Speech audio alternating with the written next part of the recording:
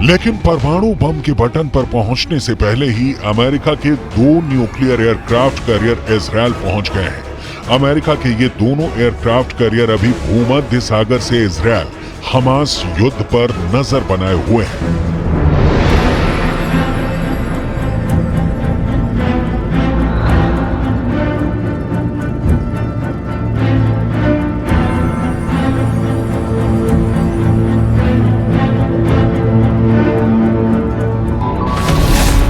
America ने जिन 2 aircraft carrier को Israel की मदद के लिए भेजा है उनके नाम हैं यूएसएस जेराल्ड आर फोर्ड और USS Eisenhower. USS Gerald R Ford के साथ 12 स्ट्राइक ग्रुप होता है, वहीं यूएसएस आइजनहावर के साथ 2 स्ट्राइक ग्रुप होता है जो हमला करने में मास्टर होते हैं। इनके साथ मिसाइलों से लैस और भी कई घातक युद्धपोत भूमध्य सागर में इजरायल के पास पहुंचे हैं। इसके साथ मिसाइलों से लैस जहाजों का पूरा बेड़ा चलता है।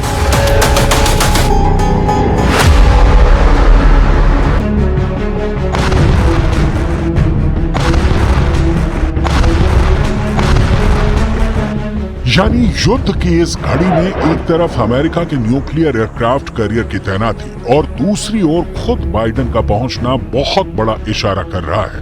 बाइडेन के इस वॉर टाइम दौरे को काफी अहम माना जा रहा है। युद्ध में इजरायल को अमेरिका का पूरा प्रधानमंत्री बेंजामिन नेतन्याहू से मिलेंगे, इजरायल की सुरक्षा का भरोसा देंगे और हमास के खिलाफ छिड़े युद्ध की जानकारी लेंगे। लेकिन बाइडेन का ये दौरा उनकी सुरक्षा एजेंसियों के लिए चुनौतियों से भरा हुआ है। वजह हमास की तरफ से इजरायल में हो रहे रॉकेट हमले।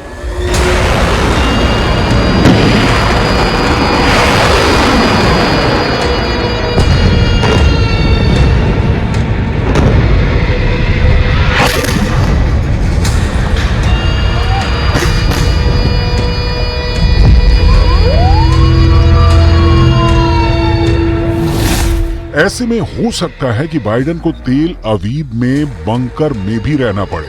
बंकर में ही बेंजामिन नेतन्याहू से बाइडेन की बातचीत हो।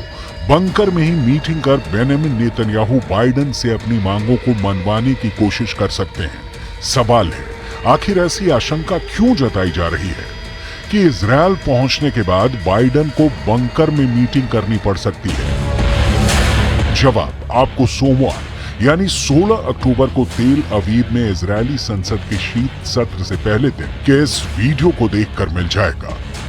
16 अक्टूबर इजरायल की संसद। तेल अवीव में इजरायल के संसद के शीत सत्र का पहला दिन था। संसद की कार्यवाही अभी शुरू ही हुई थी, तभी अलर्ट सायरन बजने लगे। इस वक्त एक महिला सांसद बोल रही थी। उन्होंने स्पीच बंद की और इसके फौरन बाद सभी सांसद और प्रधानमंत्री नेतन्याहू बंकर नुमा रूम में चले गए। कुछ देर बाद कार्यवाही फिर शुरू हुई। ऐसे में जिस वक्त बाइडेन तेल अवीव में होंगे, अगर उसी वक्त हमास ने रॉकेट दागने शुरू कर दिए तो मजबूरन बाइडेन को बंकर में जाना होगा, क्योंकि इससे इनकार नहीं किया जा सकता कि हमास के पास रॉकेटों का बहुत बड़ा गोदाम है। मिसाइल के तौर पर हमास के इस अंडरग्राउंड गोदाम को देखिए। इसे देखने के बाद बताने को कुछ नहीं रह जाता। देखिए, गाजा की जमीन के अंदर सुरंगों में कैसे हमास ने अपनी मिसाइलों को लगा रखा है। इस वीडियो में भी दिखाया गया है कि हमास कैसे इन मिसाइलों को युद्ध में लॉन्च करता है। इजरायल को भी हमास के हथियारों के बारे में जानकारी है। इजरायल की फौज हमास के खिलाफ जमीनी कार्रवाई की तैयारी पूरी कर चुकी है। गाजा में घुसकर हमास के सर्वनाश का ब्लूप्रिंट तैयार कर चुकी है। सिर्फ उसे सरकार से हरी झंडी का इंतजार है। इजरायल चाहता है कि अमेरिका हमास के खिलाफ ऑपरेशन में उसकी मदद करे।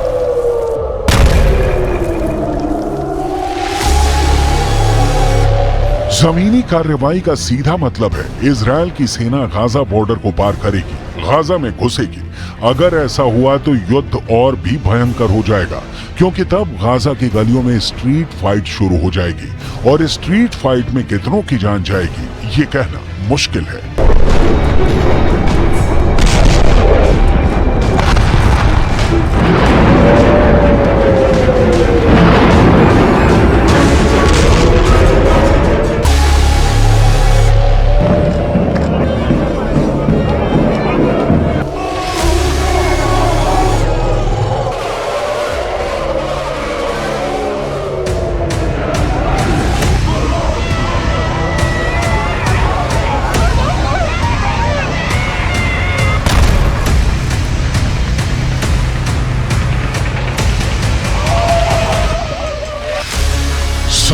अक्टूबर को हमास ने जो किया, उसका असर अमेरिका के अंदर भी नजर आ रहा है। ये तस्वीरें अमेरिका की है, जहां पर एक 6 साल के फिलिस्तीनी बच्चे का नमाजे जनाजा पढ़ा जा रहा है।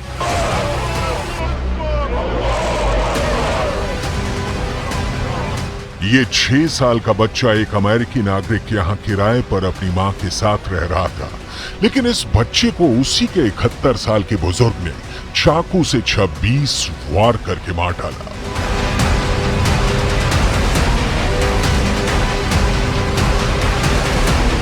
इस बच्चे के परिवार वालों ने रोते हुए अमेरिका की सरकार से प्रार्थना की है कि जो युद्ध गाजा के अंदर चल रहा है, उसको अमेरिका ना शिफ्ट किया जाए।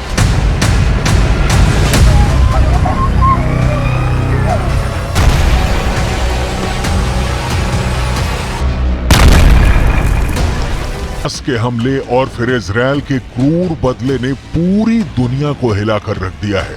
फ्रांस के अंदर एक टीचर और उसकी 2 बच्चों की मौत एक 20 साल के चेचन मूल के शख्स ने कर डाली है। और चीन के अंदर भी इजरायल के एक डिप्लोमेट पर हमला हुआ है। इजिप्ट में भी 2 यहूदियों के आतंकी हमले में हत्या हुई है। हमास के नफरती तूफान ने पूरी दुनिया को धर्म युद्ध में झोंक दिया है और सबसे बुरा हाल गाजा का हो गया है।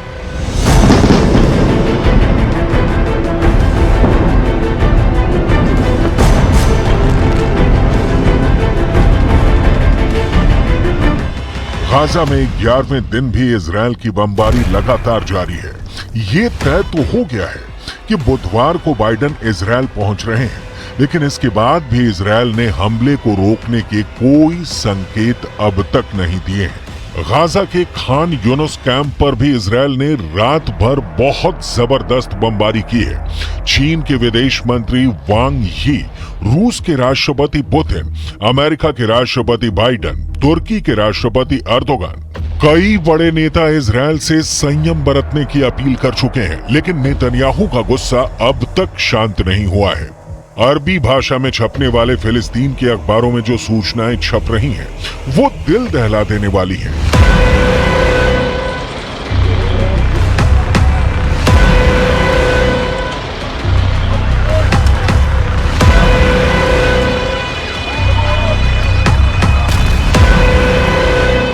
फिलिस्तीन न्यूज नाम की एक न्यूज वेबसाइट ने दावा किया है कि अब तक गाजा पट्टी के अंदर 7,000 इमारतें टूट चुकी हैं और 10,000 से ज्यादा फ्लैट्स बर्बाद हो चुके हैं। गाजा के लोगों का हाल क्या है, आगे आप उनके बयान भी देखेंगे, लेकिन सबसे पहले बात होगी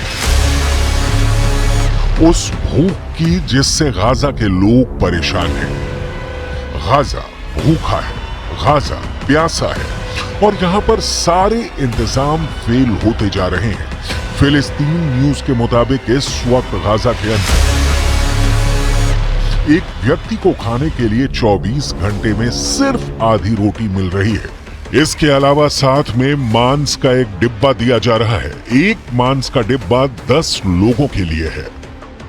बिजली खत्म होने की वजह से अब लोग कार की बैटरी और सोलर पैनल से ही अपना फोन चार्ज कर पा रहे हैं।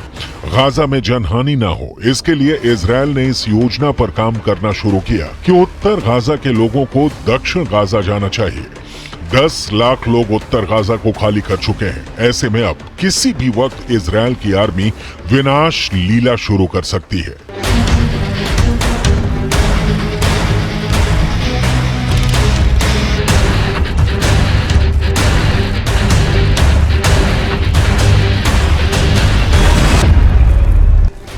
सबसे ज्यादा दुर्भाग्यपूर्ण स्थिति ये है कि संयुक्त राष्ट्र का कार्यक्रम भी लोगों को राहत पहुंचाने में पूरी तरह से फेल साबित हो रहा है।